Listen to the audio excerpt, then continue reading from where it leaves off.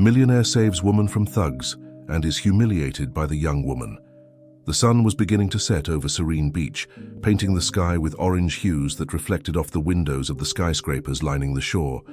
Richard Thompson gazed at the view from the 30th floor of his office, feeling the weight of the loneliness that had followed him for the past 2 years, ever since his wife Helen had passed away. At 55, the president of the largest business group in the region, he had everything money could buy, except a true purpose to keep moving forward.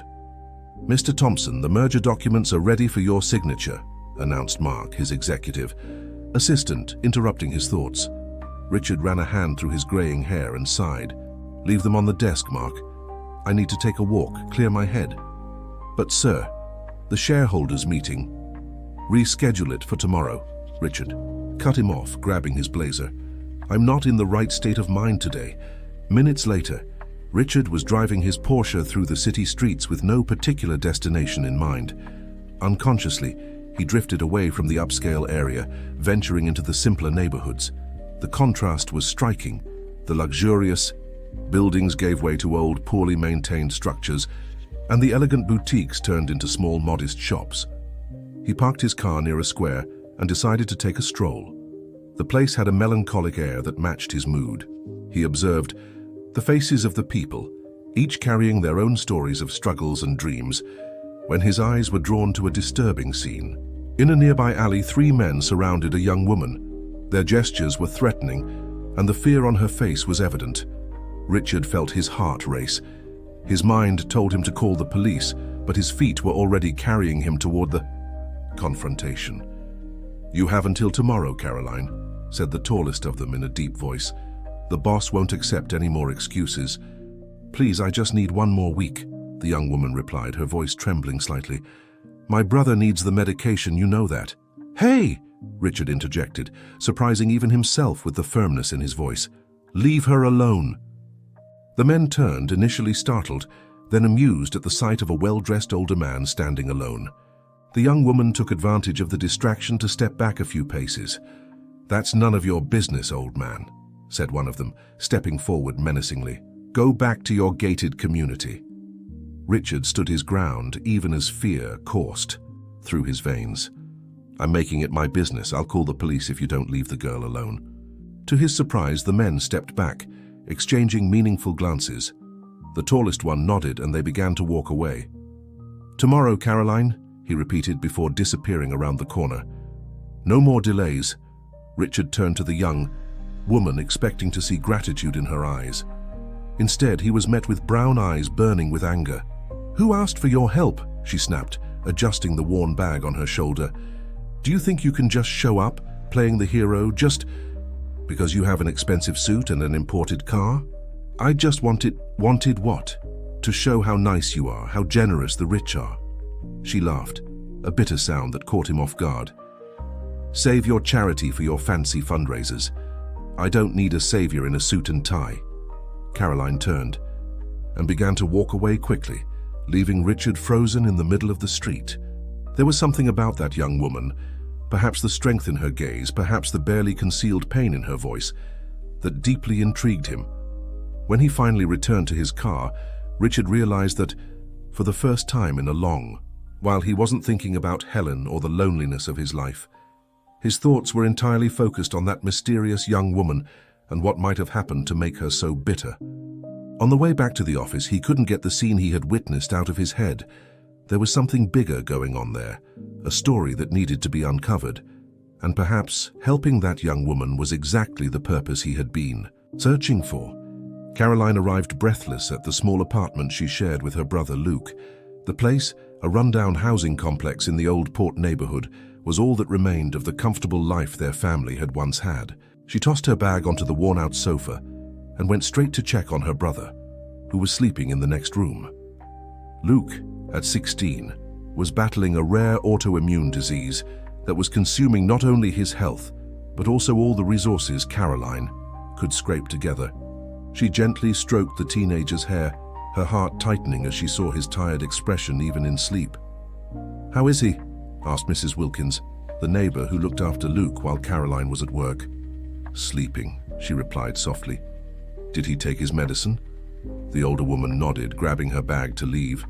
Yes, but there are only 2 pills left. What about the new prescription? Carolina felt her stomach churn. The medication cost a fortune, and she still owed 3 months' rent. I'll figure it out, she assured, even though she had no idea how. After Mrs. Wilkins left, Caroline allowed herself to collapse onto the sofa. The scene from that afternoon still haunted her, not because of Marcello's men, the loan sharks. She was already used to their threats. What bothered her was that self-righteous businessman. Pretentious idiot, she murmured, but her voice lacked the conviction it once had. She got up and went to the small dresser in the living room, rummaging through a drawer until she found an old newspaper clipping. The headline read, "Thompson Group acquires Old Port Shipping, hundreds laid off after restructuring." Her eyes filled with tears as she remembered that day. Her father, an employee of Old Port Shipping for 20 years, had been one of the first to be let go. The blow had been too much for him, and he suffered a fatal heart attack months later.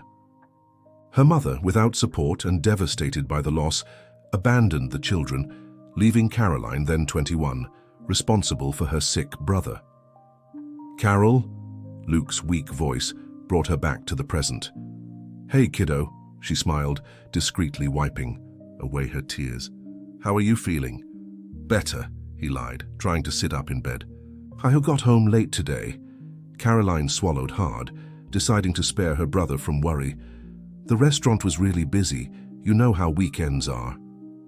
In truth, she had worked overtime at Seaside Corner, the simple restaurant where she worked, as a waitress, and had also stopped by the hospital to try negotiating installment payments for Luke's recent hospital stays, without success. "Carol," Luke hesitated, playing with the edge of the bedsheet. "I heard you crying last night. It's about the money, isn't it?" "Don't worry about it," she forced a smile. "Everything's under control." But it wasn't. The debts to Michael were growing every day, and the interest rates were exorbitant. Caroline had turned to the loan shark in a moment of desperation when Luke had to be rushed to the hospital, and the health insurance refused to cover the experimental treatment. Now, on top of the hospital installments and medication costs, she had Michael breathing down her neck. And after the incident that afternoon, she feared things would only get worse. "I'll make you something to eat," she said, trying to push away the dark thoughts.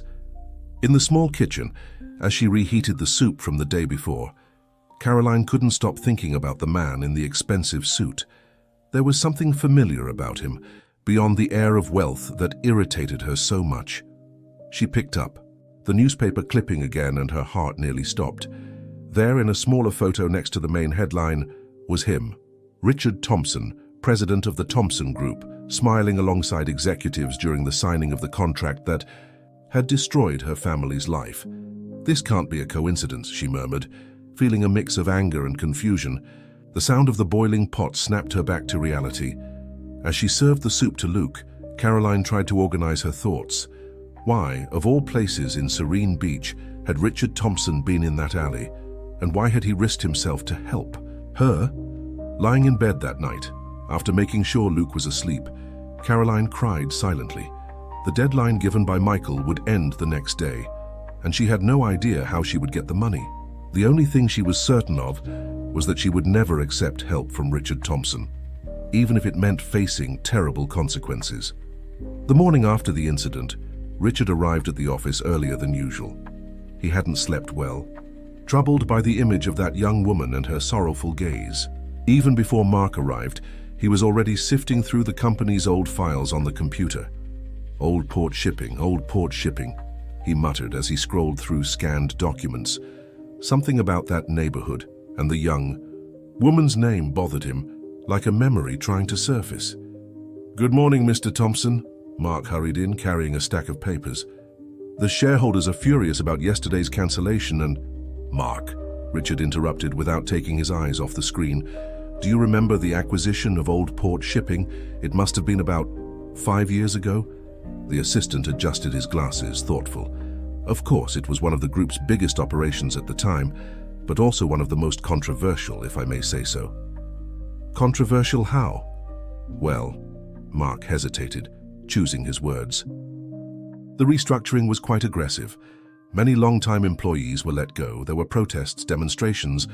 You were traveling during most of the process, left it in Mr. Edwards' hands. Richard felt a weight in his stomach. Edward Smith had been his finance director for decades, practically his right-hand man. He had given him free rein to handle several operations, especially during the period when he was focused on Helen's treatment. I need the complete files from that operation, he decided, all of them. Sir, some documents from that time were lost during the system migration. Richard looked up, surprised. It was the first time he had heard about this. Lost what documents? Mainly compensation records, labor agreements. Mark seemed uncomfortable. Mr. Edward handled that part personally. Dismissing his assistant, Richard leaned back in his chair, deep in thought. Something didn't sit right with this whole story. He picked up the phone and called an old friend who now worked as a private investigator. Anthony, I need a favor. I want everything you can find out about a young woman named Caroline living in the Old Port neighborhood. She has a sick brother. After the call, he headed to Seaside Corner, the simple restaurant where he had discovered Caroline worked. He sat at a discreet table, watching her move between tables, balancing plates and forcing a smile on her face. Are you going to order something? She asked curtly upon recognizing him. A coffee, please, he replied, noticing the dark circles under her eyes. And a few minutes of your time. I don't have any minutes to spare, especially not for you, she shot back, already turning away. Was your father John Peter Sanders? Richard blurted out, making her freeze in place. An employee at Old Port Shipping for 20 years? Caroline slowly turned back, her face pale. How do you know that? Can we talk? It's important. My break is in half an hour, she conceded after a moment of hesitation, but only 5 minutes. Richard waited patiently, observing the restaurant's activity. He saw when Caroline approached, an older woman, Mrs. Margaret, the owner, and whispered something. The woman glanced in his direction and nodded. All right, I have 15 minutes. Caroline sat down across from him. Speak. I came to apologize, Richard began. I didn't realize at the time how much our corporate decisions impacted real people's lives. Apologies? Caroline laughed humorlessly. Do you think apologies will bring my father back or pay for my brother's medicine? No, but I can help with... I don't need your money, she cut him off, though her voice trembled slightly. Everyone needs help sometimes, Caroline, Richard insisted gently. It's not charity, it's restitution. For a moment he saw the resistance waver in her eyes. But then her phone rang, and upon seeing the number, Caroline paled even further. I have to go, she stood up abruptly. Caroline, wait, Richard also stood. I know you're in some kind of trouble. Let me help. You've already helped my family enough, she replied bitterly. Now, if you'll excuse me, I need to get back to work. Richard watched her walk away, noticing how her hands trembled as she answered the phone. Outside the restaurant, standing next to a motorcycle, a man in a leather jacket watched Caroline with peculiar interest. Noticing Richard's gaze, the man smiled coldly and walked away. Returning to the office, Richard found a message from Anthony. Sensitive information about the case. We should talk in person. I've also discovered something about Edward that you need to know. That night, as he drove home, Richard couldn't stop thinking about Caroline and the decisions he had made, or failed to make, over the years. Little did he know that his attempts to help were about to set off a chain of events that would forever change not only his life, but also the lives of everyone around him. Anthony's office was located in an unassuming commercial building in the city center. Richard gazed out the window as his investigator friend organized a stack of folders on the table. What I've discovered about Edward worries me deeply, Richard, Anthony began, adjusting his reading glasses. Your CFO has ties to, let's say, questionable individuals. What kind of ties? Apparently, during the restructuring of Old Port Shipping, part of the money meant for settlements was funneled through a network of shell companies. Anthony slid some documents toward him. And guess who was behind those companies? Richard picked up the papers, his heart racing as he read the names. Michael Vickers, the same man who... Exactly. The loan shark who's pressuring Caroline. Sanders, Anthony finished. And it's no coincidence. Edward set up a perfect scheme: divert the settlement money, force the affected families to seek loans, and then profit from the exorbitant interest through Michael. Richard slumped heavily into his chair. How many families? At least 30, Anthony sighed. The Sanders family was one of the worst cases. John Peter should have received a substantial settlement for his years of service. The money never arrived. And I never checked, Richard murmured, guilt weighing heavily on his shoulders. I was so absorbed with Helen's illness. There's more, Anthony continued. Caroline isn't just another victim to Michael. She discovered something: important documents. That's why the pressure on her has increased so much in recent months. Meanwhile, at the municipal hospital, Caroline anxiously waited in the pharmacy line. Her hands clutched a crumpled piece of paper, the new prescription for Luke's medication. When her turn finally came, the answer was the same as always. I'm sorry, this medication isn't available through the public network. Please, Caroline begged, isn't there any way to make an exception? It's for a rare condition, my brother needs it. Ma'am, the attendant interrupted with a sympathetic look, even if we wanted to, we can't. This medication is only available at specialized pharmacies. Leaving the hospital, Caroline checked her phone once more. Last chance, tonight at the abandoned warehouse. Bring the documents or your brother will face the consequences. Her hands trembled as she typed a reply. I'll be there. At her apartment, she opened a false drawer she had created under the dresser. From there, she pulled out a folder with documents she had stumbled upon months ago while cleaning out the restaurant's old archives. Papers that proved the embezzlement scheme and the connection between Edward Smith and Michael. Carol? Luke's weak voice startled her. Is everything okay? Of course, little one. She forced a smile, quickly hiding the folder. Just organizing. Some things. At the Thompson Group office, Richard confronted Edward in a tense meeting. I want all the documentation from Old Port Shipping, all payment receipts, all agreements, he demanded. Edward maintained his usual calm expression. As I've said before, some documents were lost during the system transition, but I can assure you that everything was done within the law. Really? Richard slid a photo across the table, showing Edward at a restaurant with Michael. Care to explain your relationship with this man? Edward's smile faltered for a moment. Business is business, Richard. Sometimes we need unconventional partners to keep things running. Partners? Is that what you call loan sharks and criminals? Don't be naive, Edward laughed coldly. How do you think we built this empire? With goodwill? The market is ruthless, my friend. It always has been. This ends today, Richard stood up, furious. I want your resignation on my desk first thing tomorrow morning. Are you sure? Edward leaned forward, threatening. I can take down a lot of people with me, Richard, including you. Who's going to believe you knew nothing? That you were too busy mourning your wife while your empire was built on the tears of others? Richard felt his blood run cold. Before he could respond, his phone vibrated. It was a message from Anthony. Caroline is in danger. Michael set up a meeting with her tonight. She has documents that could expose the entire scheme. Looking at Edward's satisfied smile, Richard realized he was facing a crucial choice. The empire he had built was tainted, corrupted to its core. And now an innocent young woman was about to pay the price for her negligence.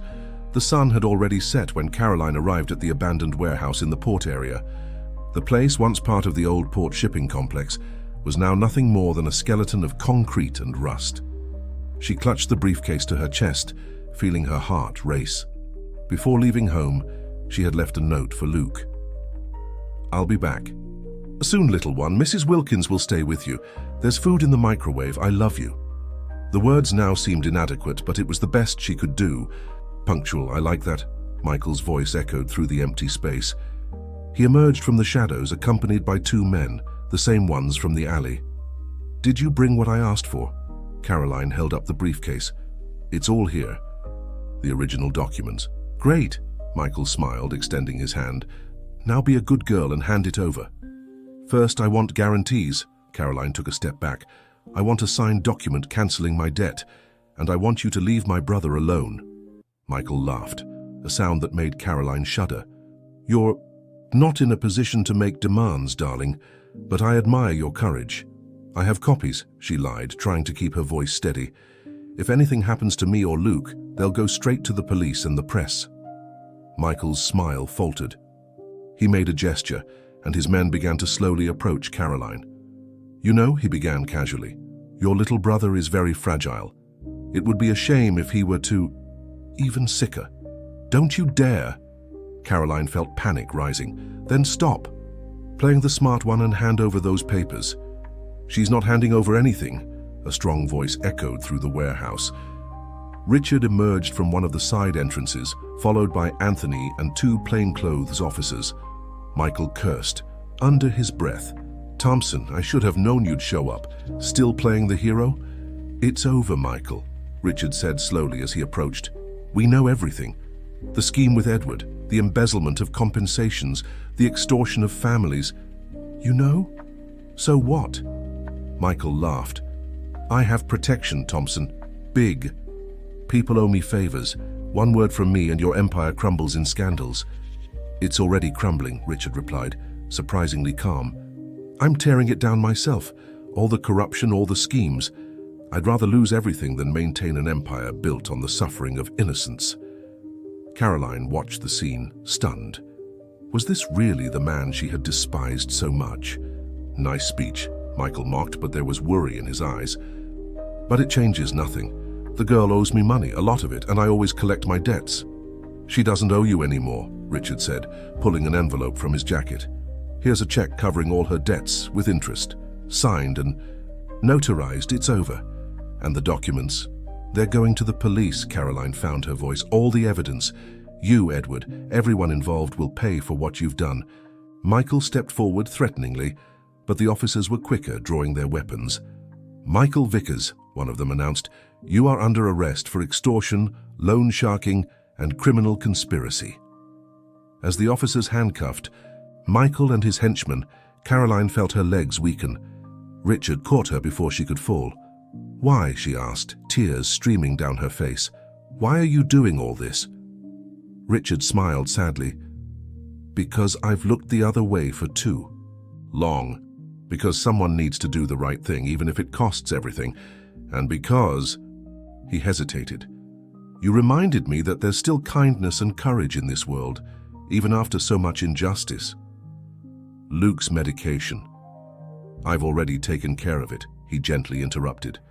A year of treatment, paid in advance. It's not charity, Caroline. It's the least I can do to start fixing the mistakes of the past. Leaving the warehouse, Caroline took one last look at the abandoned building. There, among the ruins of the past, something new was beginning to emerge. Hope. But little did she know that that night was only the beginning of a much greater transformation in their lives. The morning after the confrontation at the warehouse dawned chaotic at the Thompson Group. News of Edward Smith's arrest and his criminal connections had leaked to the press, and a crowd of journalists jostled at the entrance of the corporate building. The shareholders are in a panic, Mark reported, running alongside Richard down the 30th floor hallway. The stocks dropped 15% just at the market opening. 3 board members have already called demanding an emergency meeting. Richard adjusted his tie, calm. Schedule the meeting for today and prepare a full report on all operations supervised by Edward over the last 5 years. We're going to clean up this company, even if we have to tear everything down and rebuild from scratch. On the other side of town, Caroline was helping Luke get ready for a medical appointment. The teenager was visibly more upbeat after she told him about the new medications. So this Richard Thompson isn't so bad after all? Luke asked as Caroline fixed his unruly hair. It's complicated, she sighed. I think I misjudged some things, but I still don't know if I can fully trust him. But he helped with the meds, right? And he stood up to that mean guy. Caroline smiled at her brother's simple perspective. Sometimes people are more complex than they seem, kiddo. Not entirely good, not entirely bad. The appointment turned out to be surprisingly positive. With the new treatment, the doctors predicted a significant improvement in Luke's condition. As they left the office, Caroline was surprised to find Anthony waiting for them. Miss Sanders, he approached gently, Mr. Thompson asked me to accompany you. There are some important matters to discuss. In the car on the way to Richard's office, Anthony explained the situation. The investigation is moving quickly. We've discovered that Edward embezzled much more money than we thought, and it wasn't just from Old Port Shipping. Are there more families involved? Caroline asked, feeling her stomach churn. Dozens of them. Mr. Thompson is organizing a compensation fund. He wants to do things the right way this time. In the office, Richard greeted them with deep bags under his eyes, but a genuine smile.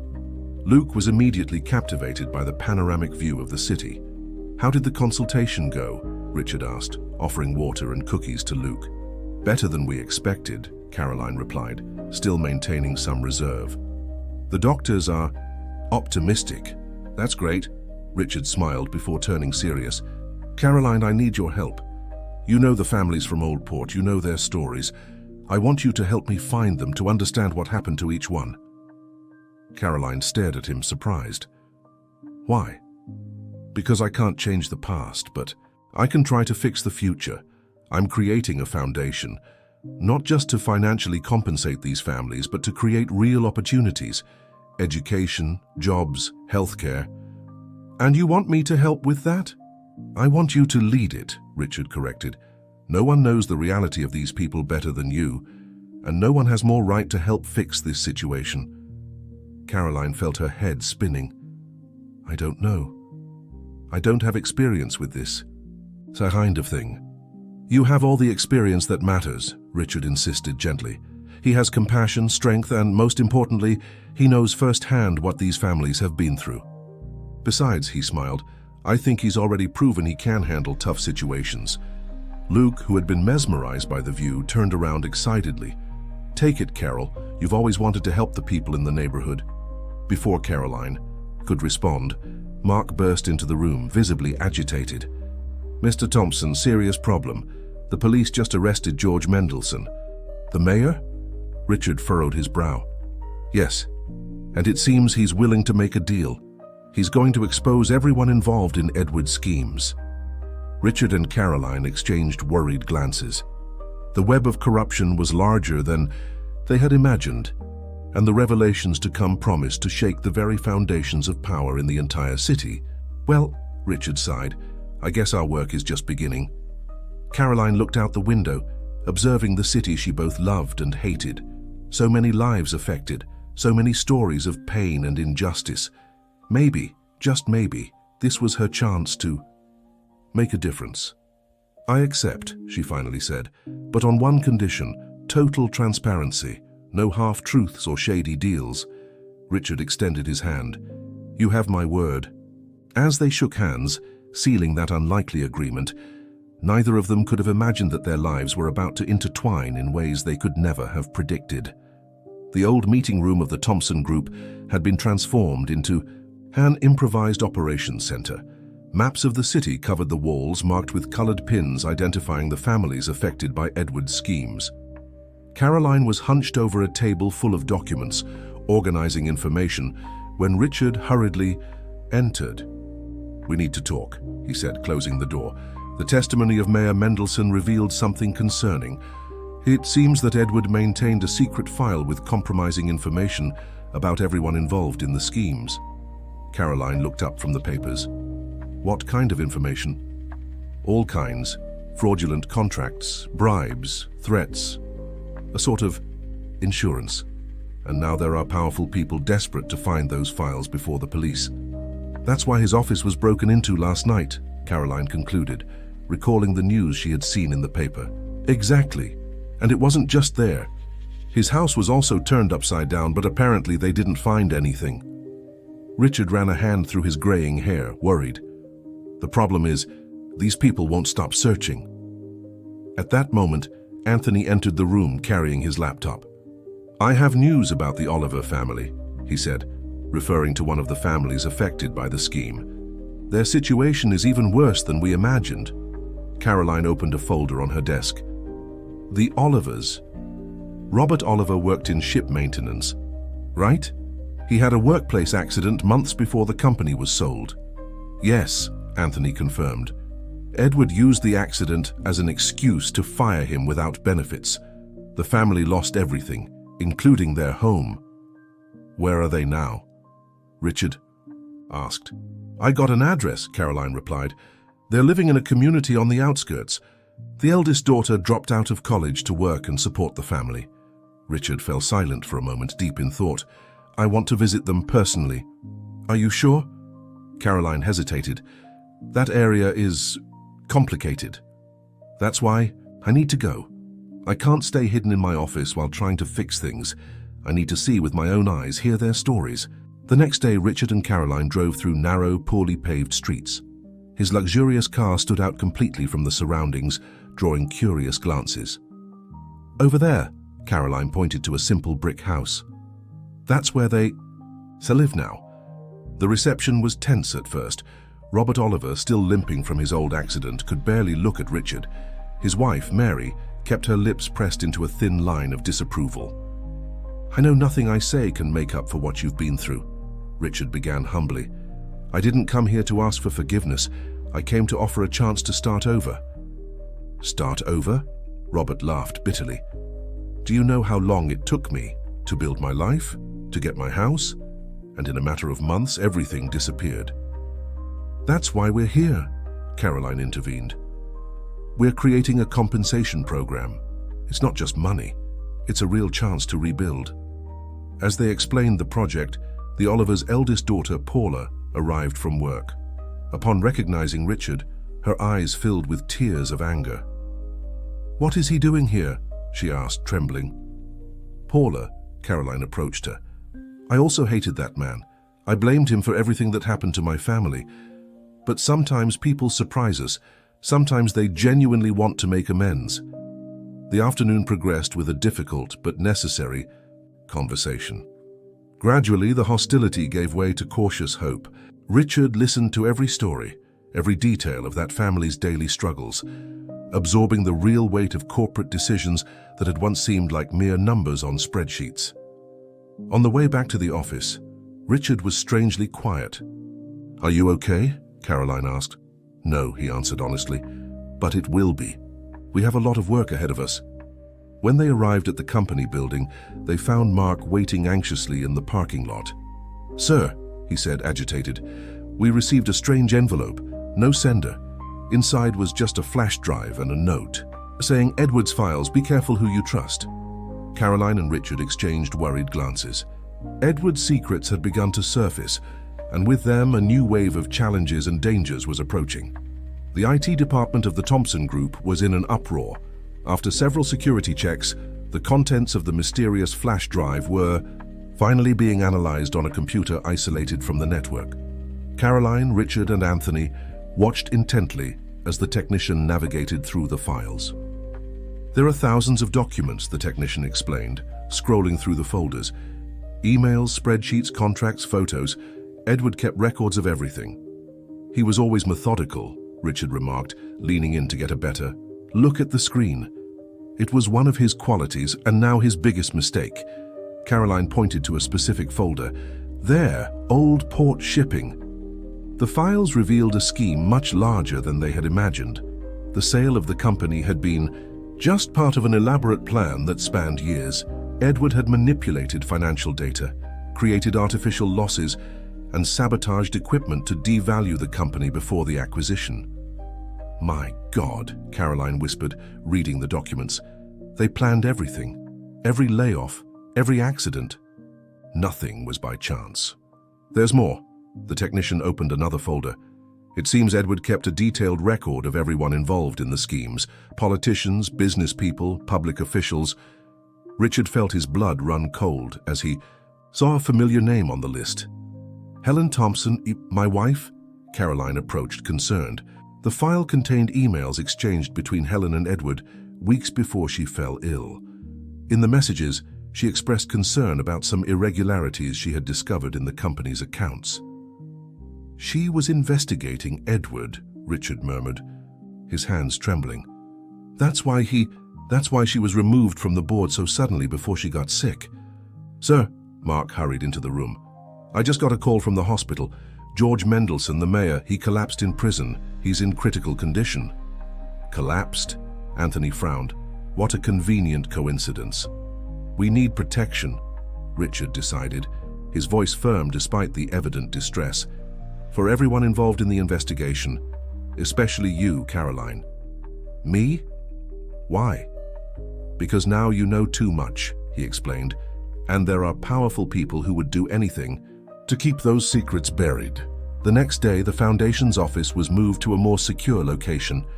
Caroline insisted on bringing Luke, fearing to leave him alone. The teenager, still recovering with the new treatment, watched fascinated as people and documents moved around. "Carol," Luke called, flipping through a folder absent-mindedly.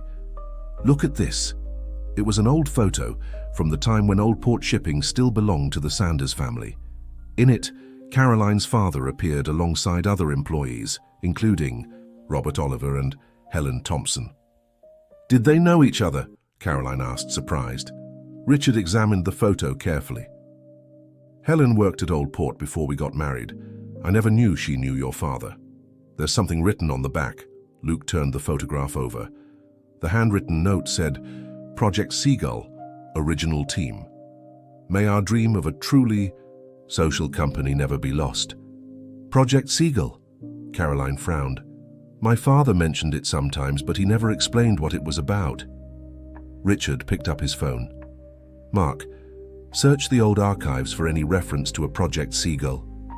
"Yes, it's urgent." As they waited, Caroline noticed something strange in the documents she was reviewing.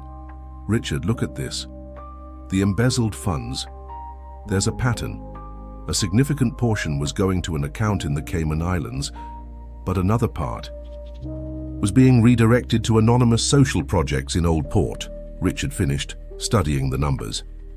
"As if someone was secretly trying to make up for the damage caused. Helen," Caroline concluded, "she discovered Edward's embezzlement and tried to redirect some of the money back to the community." "And Edward found out." Richard sat down heavily. "That's why she was removed so abruptly. He couldn't risk her revealing everything." At that moment, Mark returned with an old, dusty folder. "I found it, sir. Project Seagull, 1995. It was a plan to turn Old Port Shipping into a cooperative company, where employees would have a share in the profits and management." "My father's dream," Caroline murmured, the pieces falling into place. "That's why he was so devastated by the sale. It wasn't just about the job. It was about the project he helped create." Richard looked out the window, gazing at the distant port. "Helen tried to fulfill their dream," he said softly, "and now it's our turn to make it happen." But before they could discuss further, Anthony burst into the room, breathless. "We have a problem. Edward Smith, he's escaped from prison." The news of Edward's escape spread like wildfire through the town. Within hours, the Foundation's office had turned into an improvised bunker, with security guards at every entrance and police cars patrolling the perimeter. "We need to transfer Luke to a safe place," Richard insisted, while Caroline frantically organized the most important documents. "Edward knows this address." "I won't be separated from my brother," Caroline replied firmly. "He's already been away from me for too long because of this nightmare." Luke, who was sitting near the window with his laptop, looked up. "Carol, look at this. I've been researching Project Seagull in the digitized archives." On the screen were old photos and documents detailing the ambitious plan. Project Seagull wasn't just a shared management model, it was a comprehensive vision for social transformation. It included continuing education programs for employees and their children, family health care, subsidized housing, and even a community investment fund. "It was revolutionary for its time," Richard commented, examining the documents. "Especially considering it was conceived in 1995. And perfectly viable," Caroline added, analyzing the financial projections. "The numbers made sense. The project only didn't move forward because Edward sabotaged it," Richard finished. "He manipulated the data to make the project seem financially unfeasible. That's how the whole scheme to devalue the company began." Anthony hurried into the room. "News about Edward. He was spotted at the airport, but he managed to evade the police. They believe he's still in the city." "He won't run," Richard shook his head. "Not yet. Edward is too vain to leave without trying one last move." As if confirming his words, Caroline's phone rang. Unknown number. "Put it on speaker," Richard requested. "Miss Sanders." Edward's smooth, controlled voice came through the phone. What? A pleasure.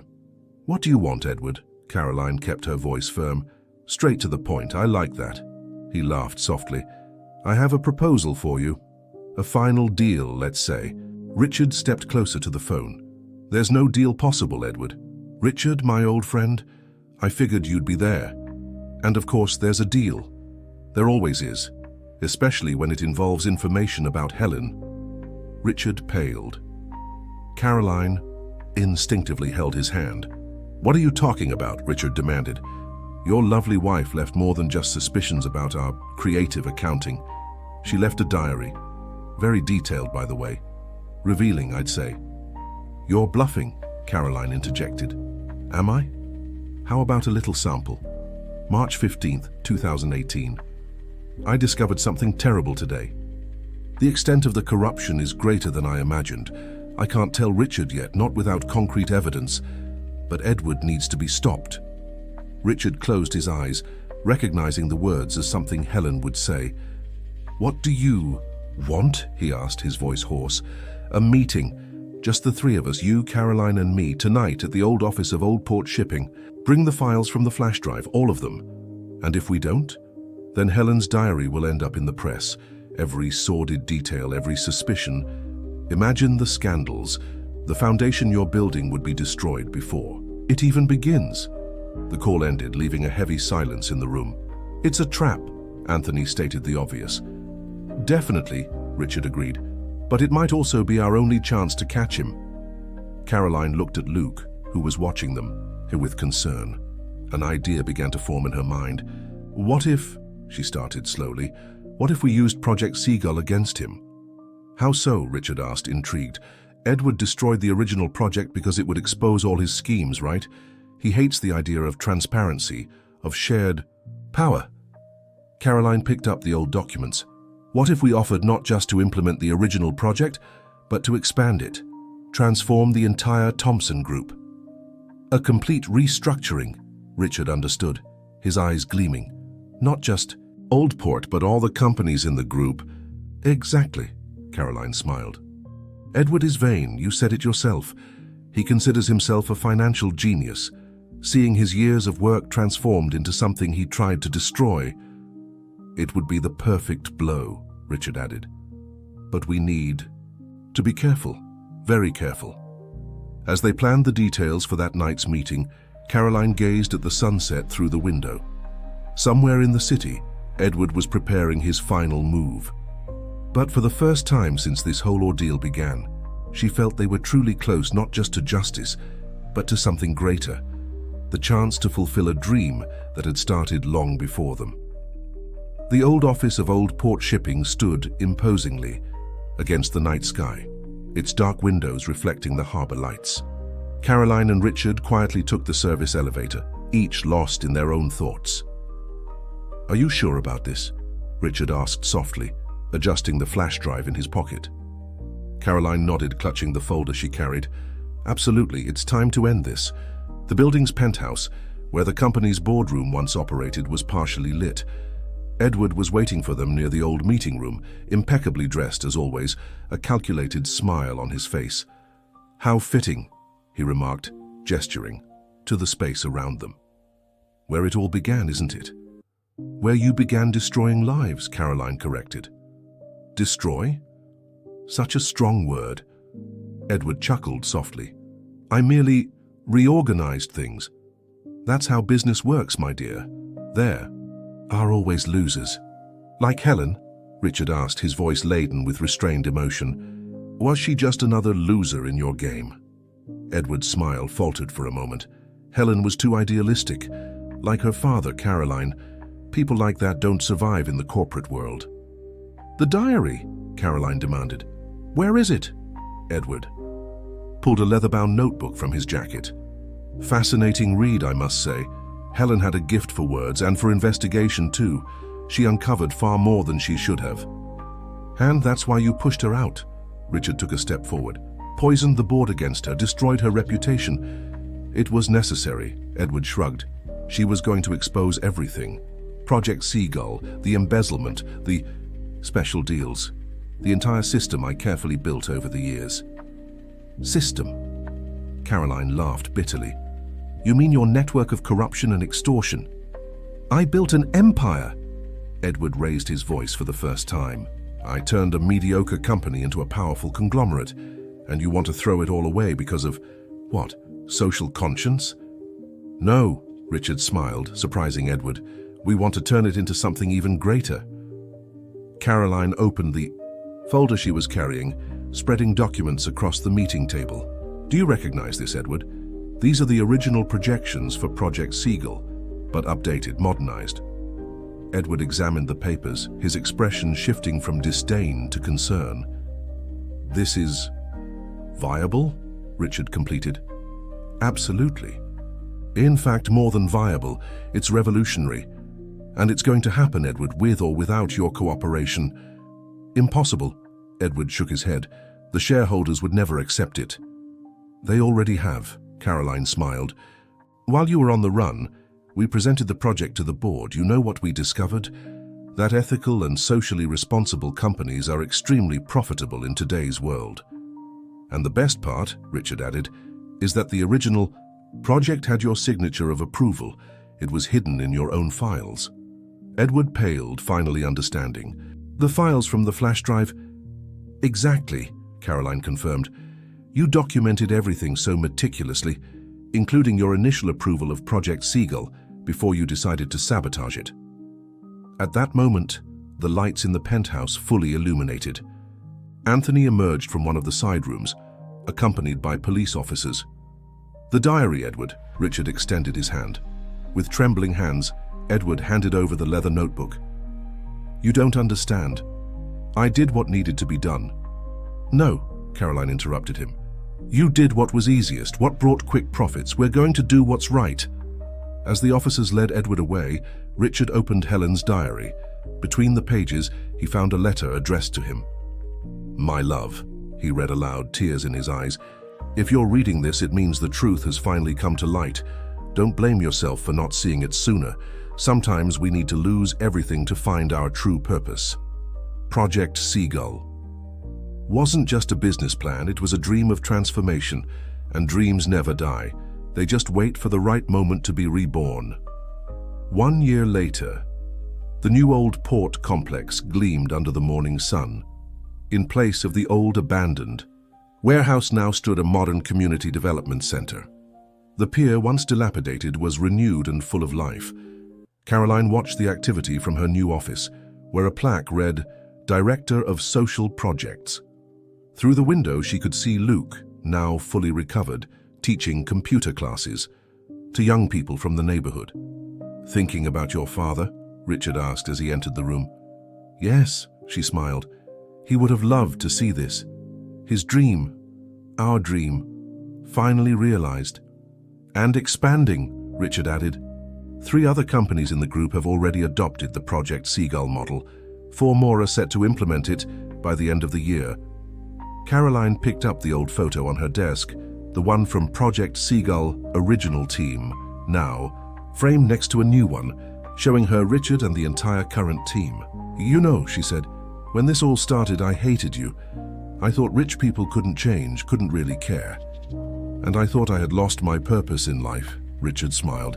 Funny how fate sometimes surprises us.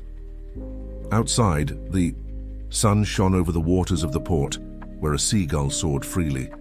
In its flight, it seemed to sketch a future where dreams weren't just possible, they were reality.